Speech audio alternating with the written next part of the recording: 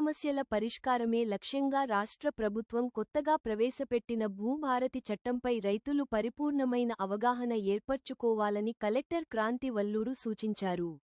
ఈ చట్టంలోని అంశాలపై గ్రామాలలో విస్తృతంగా చర్చిస్తూ తోటి రైతులకు అవగాహన కల్పించాలని పిలుపునిచ్చారు.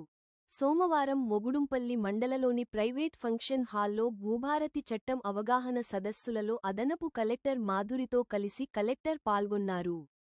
ఈ సందర్భంగా భూభారతి చట్టం ద్వారా రైతులకు చేకూరే ప్రయోజనాల గురించి కలెక్టర్ ఒక్కో అంశం వారీగా పవర్ పాయింట్ ప్రెజెంటేషన్ ద్వారా వివరించారు.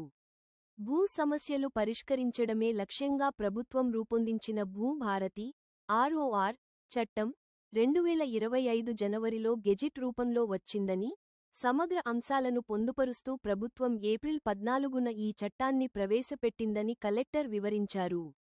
భూ సమస్యలు కలిగిన రైతులు ఏడాది కాలంలోపు భూభారతి పోర్టల్ ద్వారా దరఖాస్తులు చేసుకోవాలని సూచించారు. ప్రస్తుతం ధరణిలో ఉన్న భూ రికార్డులు భూభారతి చట్టంలో కొనసాగుతాయని తెలిపారు. భూ హక్కుల రికార్డుల్లో తప్పుల సవరణకు అర్హులైన వారు జిల్లాలో నూతన చట్టం అమల్లోకి వచ్చిన ఏడాదిలోగా దరఖాస్తు చేసుకోవాలని సూచించారు.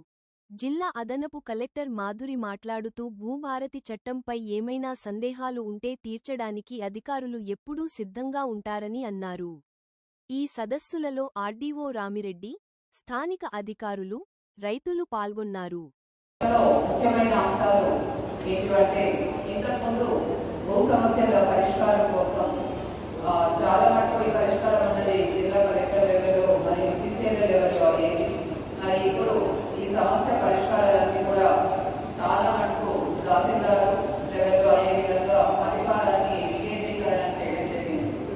కాబట్టి ఈ భూ సమస్యలు ఏవైనా ఉంటే చట్టం వచ్చిన సంవత్సరంలో భూ హక్కుల రికార్డులో ఏవైనా సవరణలు కోరితే మీరు సంవత్సరంలో తహసీల్దార్కి అప్లై చేసుకోవచ్చు, దరఖాస్తు ఇవ్వచ్చు.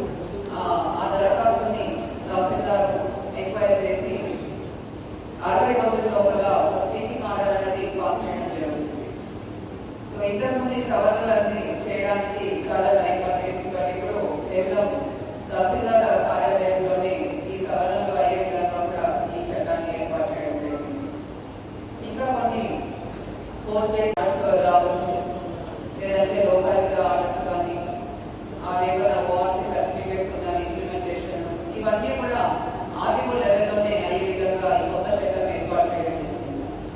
ఆర్డీఓకి ఇటువంటివి ఏమైనా మీరు దరఖాస్తు చేసుకుంటే ఆర్డీఓ గారు ఎంక్వైరీ చేసి 30 రోజుల ఒక స్పీకింగ్ ఆర్డర్ అనేది పాస్ చేయాల్సి ఉంటుంది.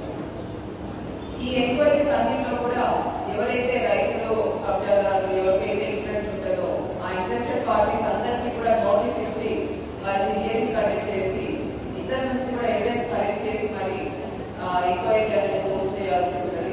ఈ నోటీస్ అనేది కంపల్సరీ మ్యాండేటరీ చేయడం వల్ల తప్పులు జరగకుండా ఉండే అవకాశం ఉండే విధంగా ఏర్పాటు చేయడం జరిగింది. ఇంతకుముందు నోటీస్ లేకుండా కూడా మనకు ఎంపీస్ అనేది మార్పు చేయడానికి అవకాశం ఉండేది. దానివల్ల కొన్ని మన కంప్లైంట్స్ వచ్చేవి, మాకు తెలియకుండా మా పేరు మార్చారు అనే కొన్ని కంప్లైంట్స్ వచ్చేవి. కానీ ఇప్పుడు ఎవరి పేరైతే ఉందో వారికి కంపల్సరీ నోటీస్ ఇచ్చే వారి నుంచి కూడా ఎవిడెన్స్ తీసుకొని మరి ఎంక్వైరీ కండక్ట్ చేసి ఈ మార్పులు అనేది చేయడం. కాబట్టి రైతుల సమస్యలు త్వరగా పరిష్కారం చేయడానికి ఎంఆర్ఓ ఆఫీస్, ఆర్డీఓ ఆఫీసెస్లో మీరు కన్సర్న్ మార్కెట్స్లో మీరు దరఖాస్తు చేసుకోవడానికి అవకాశం ఉంది. ఈ దరఖాస్తుల పరిశీలన కూడా కాలపరిమితి ఉంది.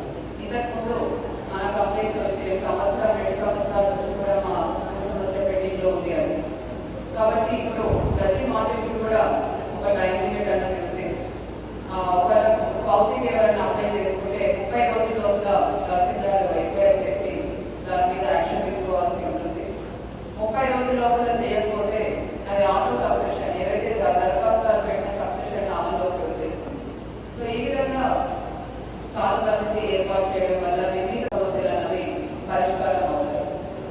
అలానే ఇప్పుడు ఏదైనా తహసీల్దార్లో మీరు దరఖాస్తు చేసుకుంటారు, తహసీల్దార్లో ఎంక్వైరీ చేసి ఒక ఆర్డర్ ఇస్తారు. ఆర్డర్తో మీరు సంతృప్తి చెందకపోతే ఇంతకుముందు కేవలం సివిల్ కోర్టు మాత్రమే మీకు సివిల్ కోర్టులోనే సమస్యలు పరిష్కారం చేసుకోవాల్సి అప్పీల్ సిస్టమ్ అనేది ఏర్పాటు చేశారు. తహసీల్దార్ ఆర్డర్ అగేన్స్ట్ గా మీరు ఆర్డీఓ కోర్టులో అప్పీల్ చేసుకోవచ్చు. ఒకవేళ ఆర్డీఓ ఎంక్వైరీ చేసి ఆర్డర్ ఇస్తే దాంట్లో కూడా సంతృప్తి చెందకపోతే కలెక్టర్ గారి ముందు కూడా మీరు అప్పీల్ చేసుకోవచ్చు. ఒకవేళ కలెక్టర్ గారి ఆర్డర్తో కూడా సంతృప్తి చెందకపోతే ల్యాండ్ ట్రిబ్యునల్ వరకు కూడా మీరు అప్పీల్ చేసుకోవచ్చు. ఈ విధంగా భూ సమస్యలు చాలా మటుకు రెవెన్యూ అడ్మినిస్ట్రేషన్ లోనే భూ సమస్య పరిష్కారం అయ్యే విధంగా ఈ కొత్త సిస్టమ్ అనేది ఏర్పాటు చేయడం జరిగింది. ఓన్లీ మరీ సివియర్ సివిల్ డిస్ప్యూట్ ఉన్న కేసులు మాత్రమే సివిల్ కోర్టు రెఫర్ చేసే విధంగా సిస్టమ్ లో ఏర్పాటు అనేది చేయడం జరిగింది. అలానే భూ సరిహద్దుల మధ్య కొన్ని గొడవలు కొట్లాటలు అవుతూ ఉంటాయి. దీంట్లో రైతులు కొట్లాడుకోవడం, ఇబ్బంది పడడం, పోలీస్ కేసులు రావడం ఇటువంటి కూడా కొన్ని చోట్ల మనం చూస్తూ ఉంటాము. ఈ సమస్య పరిష్కారం చేయడానికి భూ సరిహద్దులకు కూడా జియో కోఆర్డినేట్స్ తో పాటు మ్యాప్ అనేది తయారు చేయడం ఈ చట్టంలో పెట్టడం జరిగింది.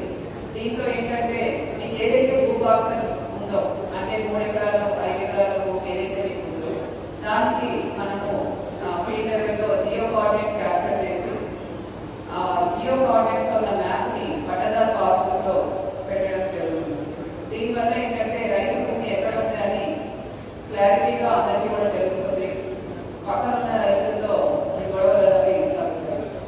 కాబట్టి రైతులకు భూ సమస్య పరిష్కారం అనేది ఎంతో ప్రధానమైన అవసరం. వారు సాగు చేసే భూమి మీద హక్కులు ఇవ్వడం అనేది ఎంతో ముఖ్యము. రైతులకు భూమి అన్నది గుండెకాయ వంటిది.